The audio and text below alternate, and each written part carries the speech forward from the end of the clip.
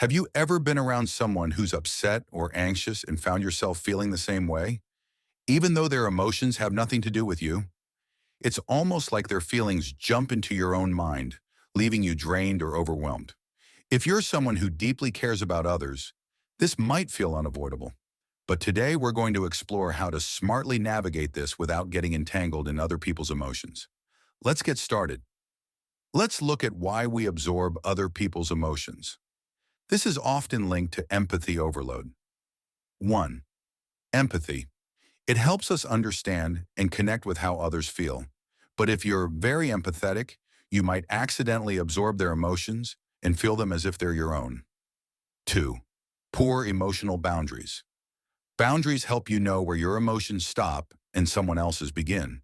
Without clear boundaries, it's easy to mix up your feelings with theirs and get caught up in their emotions. 3. Social conditioning. Many of us grow up thinking we need to fix other people's problems to show we care. But this can make us too involved in their emotions, leaving us feeling tangled up in their struggles. 4. Mirror neurons. On a basic level, our brain has special cells called mirror neurons that make us copy the emotions and actions of people around us. This helps us connect and survive. But if we're not careful, it can make us take on feelings that aren't ours. Getting emotionally entangled comes with its own set of challenges.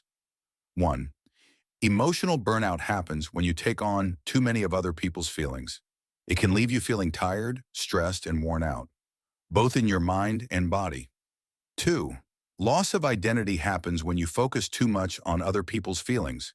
You might forget about your own needs and emotions and start wondering, who am I really? 3. Ineffective support happens when you're so overwhelmed by someone else's emotions that you can't really help them. You're too busy dealing with your own feelings to give true support. 4.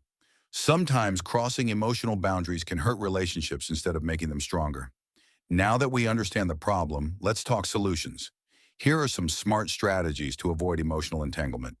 1. Set clear emotional boundaries by knowing what feelings are yours and what aren't. A simple way to do this is by reminding yourself, their feelings belong to them. I can care without taking on their emotions. Second practice, emotional detachment. This doesn't mean being cold or indifferent. Emotional detachment means observing someone's feelings without absorbing them. Visualize their emotions as a stream of water flowing past you rather than pulling you in. 3. Check in with yourself. Pause and ask yourself, am I feeling this way because of my own emotions, or am I mirroring someone else's? Awareness is the first step to change. 4. Limit exposure to emotional triggers. If certain people or situations consistently drain you, it's okay to step back or limit your time with them. Protecting your energy is not selfish, it's necessary. 5. Develop grounding practices.